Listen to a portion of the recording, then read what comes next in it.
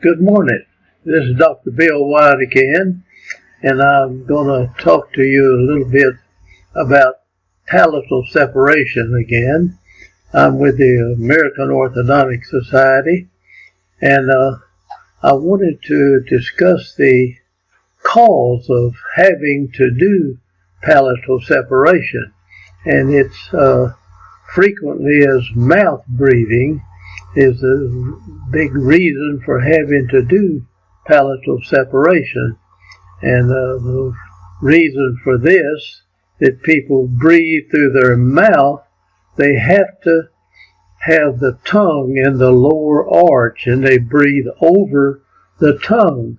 And when the tongue stays in the lower arch an excessive amount of time, it spreads out the lower arch and it drops into a crossbite. Either most of the time it would be a bilateral crossbite, but then the person shifts their jaw frequently and it'll look like a unilateral crossbite, but it's really more or less a bilateral. This case happens to be very unique in it helping us understand. Now, the case had been treated prior to my seeing the case, and they had extracted the bicuspids, and later on I think the dentist that sent it took the wisdom teeth. I don't remember myself saying let's take the wisdom teeth out, since the first bites were already gone. So let's look at the case. And this young lady, nice looking young lady, but every picture that I've got of her, she's got her mouth open just slightly. You can breathe through your mouth and just have a very slight opening, and you don't have to have your mouth wide open to breathe. And frequently you'll swallow improperly too, where you don't bite down, but she doesn't have a bad vertical of the lower third of the face. This is a little excess. You can see that this distance here is not quite as much as this distance down here, and then you got this up here. Balance the face up, but anyway, each picture has her with her mouth open, and you'll see the teeth are moved back in place here. They're changed from what apparently they were done, had this done. Now I know they didn't finish this like this. Somebody took out the first bicuspids right here and treated this case, and it probably looked quite well when they finished it. There's 2 or 3 things they didn't do real good. You notice they closed the space and they rotated this molar right here. You see it rotated in this direction, and that's what, when we straighten this back out, we'll try to rotate that back, and it spins on this lingual root down here, and usually tooth backs up a little when you do that. So anyway, this is relapsed simply because they put I'm sure a retainer in there, but she didn't wear it very long, and now this palate is very narrow compared with the lower arch. Let's go see if we get, well, as you look at it from the side, you see that we've lost some of our class 2 correction. Actually, this tooth should be way on out in here, you know. So anyway, we've lost some of that, and this has come back a little bit, and this is narrowed down to where it's dropped inside here, and that squeezed these teeth together and they relapse. So this is a good thing to just look and study what the relapse caused, and how the teeth reacted to it. And this is a mouth breathing case. Now I'm going to go on to the next view. As you look, this crossbite is more in here. You've got some here, you want your upper molars to come over the lower teeth. They've got to come way on out here. So this has to be expanded out. And so this is the reason for having to do a lot of palatal separations. And you want to separate and carry the roots and everything out in this area. It opens the airway and they can breathe better. Then you'll change the shape of the whole dental arch.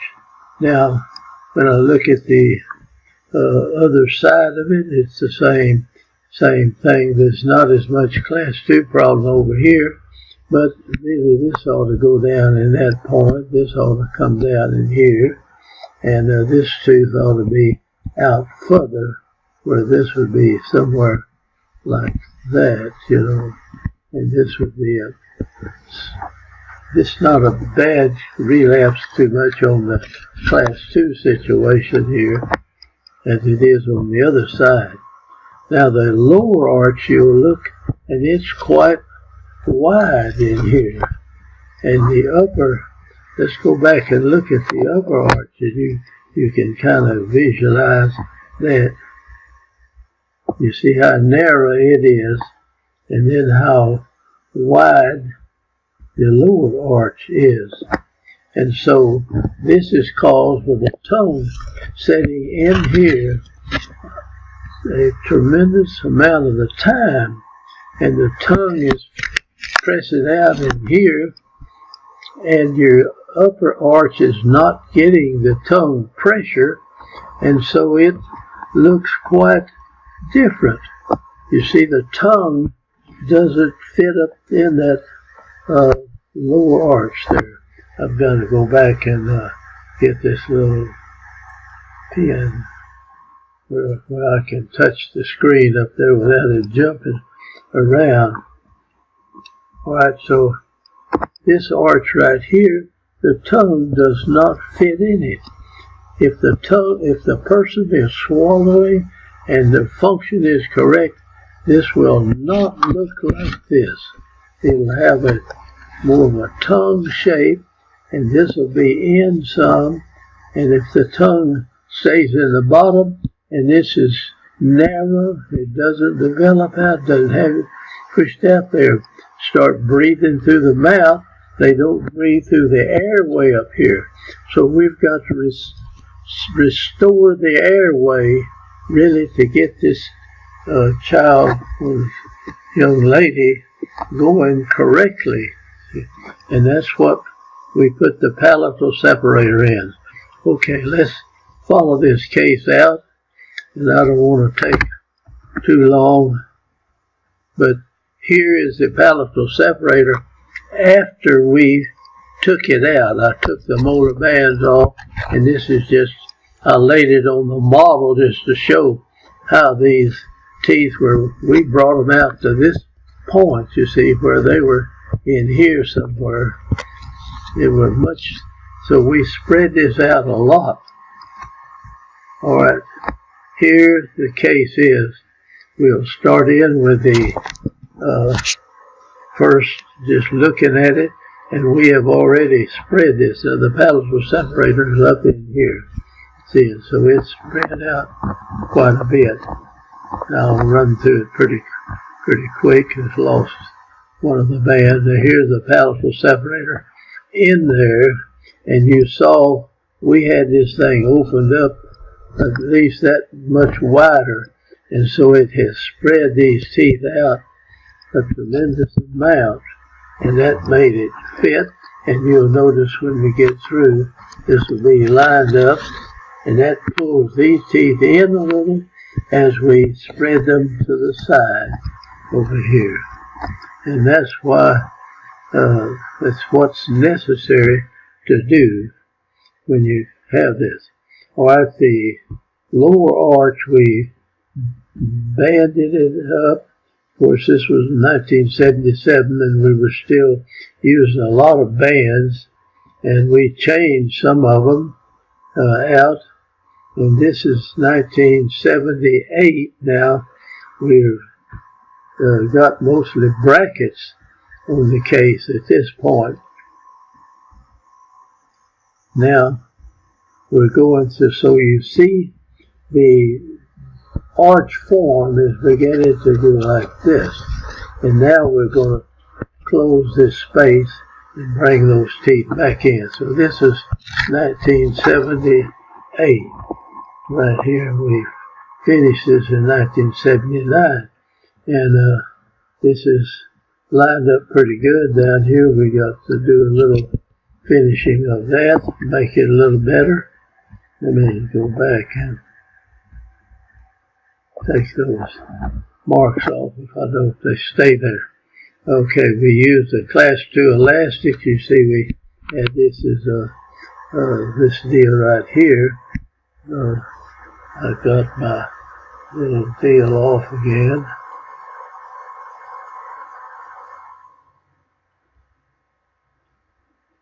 We put those brass hooks for a long time. We used to solder them on there.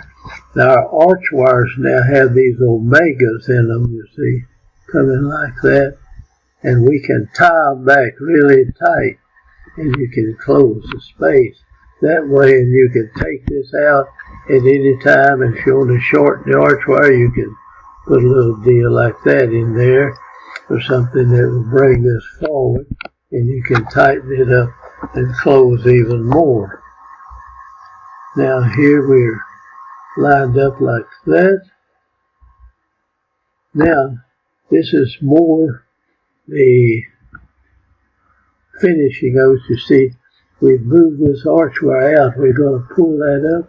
That'll pull this around and push this in over here. This is lined up pretty good over here. There's a little problem right there. And we'll go ahead and finish this case out. And this is 1979. And here's another little trick I'll show you. A lot of times when you're closing space out here, the arch tends to move in that direction. So we take a piece of 12,000 soft stainless steel wire and go back, and I have these little lingual buttons on the case, and I will tie that, hook that on there and come up and run underneath here and pull it tight and twist it down, and then I take an explorer and get in between two teeth right here and twist that thing, and it'll tighten this up, and that tends to bring your arch in at the back. So if you're having trouble with your arches going out like this as you close the space, and here's the second molar, you see, then you can put these little wires in there, and that'll make it come in like that. It's hard sometimes to get enough force on a small arch wire to close it like that. Now here we finish the case in 2/9 of 79 right here. And at that time we made a retainer and soldered this here, which we don't like, so those tend to break pretty easy, and so we run up like this, and then we lay these two wires together and solder them. We'll show you the next. We built another retainer for this young lady. Alright,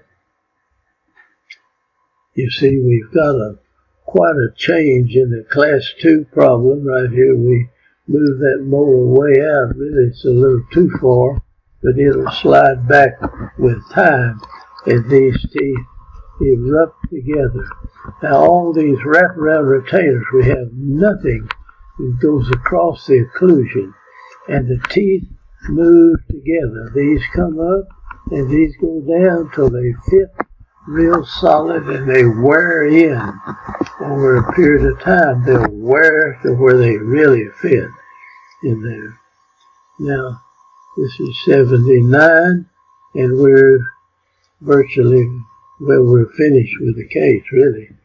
And we put a bite plate in here, and they bite down, and they can't close any more than that if they wear this retainer. If they keep it around and just sleep in it every night, but I wanted to wear it all the time for the first year or so anyway.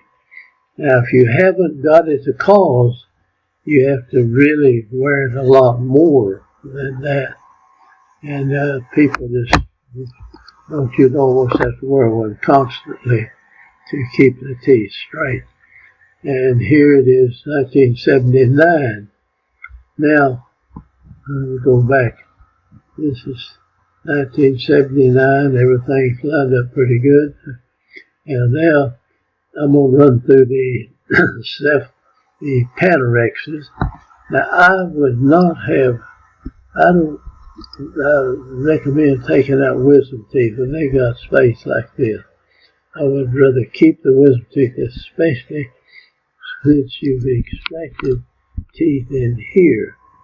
But some way or another, these wisdom teeth were removed. But I don't really like to recommend that. That was done back before we did the orthodontics, I think. That was 77. All right, here's 92. And we finished this case. This was 77 when we started. And we finished in 79 or 78. And just over in 79. And then this was class in 92. So it's about 13 or 14 years later. That's what the case is. After about 14 years, you can see the class 1 relationship is real good. These are the first molars on the bottom. They're out in front, fit up in here. The case is not closed too much at all. Everything looks real good in that Panarex right there. Now, here I want to show you two things. We spread out the palate, so we've got a lot more palatal airway with our separator.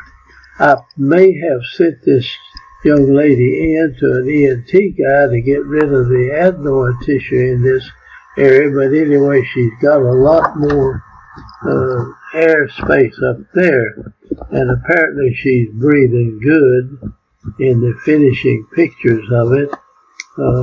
Now let me show you this was back in 70, probably when we started the case. I don't see the date on there, but anyway, this picture right here was taken when this young lady was 29 and 10 months. She's almost 30 years old, see, right here. And in 77, we started it, and that's about 14 years right there. But we finished it in 78 and just barely into 79. So it's somewhere between 13 and 14 years after we did the case. Now look at the airway in this area. And look at where the adenoid tissue was right here. Now, we may have, let me go back. Now there's the cephalometric before, when we started the case. Actually, that's the one we took. And here is the airway after we had opened it, and this is like 12 or 13 or 14 years after we finished the case. And here is the case after 14 years or so after we finished it, and look at how it's held up. And we changed the retainer. We had the solder joint here. Now we lay this here, and this comes in here. This is an old 2/8 round arch, round wire in here, coming up and coming and laying down. And this is an old 3/6 wire that we go around up into the palate, and we make it with 2 wires. It's much, much better. They rarely ever break these. I've had them, use them for 30 years. And that's the finishing deal, where they are. Here it is from the front. The midline's off a little, but that's not bad. We may have, but look how the teeth have come in and worn in place. The teeth are free to erupt into one another, and they grind back and forth, and they wear down like a set of valves in a car or anything, in a gasoline or diesel engine or anything. And here it is again from that side, and she's looking good. That's the upper arch, how it is, and you get more of a type of shaping of the tongue in here, so she's breathing through the nose, and breathing through the nose has a tremendous amount of advantages over breathing through the mouth. Not only does it keep the airway open, bigger, but it also causes this nitrogen oxide, just NO, is developed or formed in the sinuses and is fed out into the air. This helps the veins, everything in the lungs, even the heart, and everything. This is the real good thing that we get from actual nose breathing or normal function. And if you keep the tongue in the bottom, it spreads out, and that's the reason for having to do palatal separation frequently. So there's the lower arch. After we go here, here's the retainer. And here is the young lady. She's about almost 30 years old at this point, and the teeth look nice, and she looks different, and looks got a little spark in her eyes. Her teeth are nice, and she knows it. And that's a real good thing. And I hope you get something from this case, and I hope you learn how to, if you're not using palatal separators, you're really missing one of the best tools in orthodontics, in my way of thinking. So anyway, I think everybody doing orthodontics ought to know how to use the palatal separator. Now that's the end, and I'm going to close here. I'll get back on her until I can get this deal over here and close. Thank you.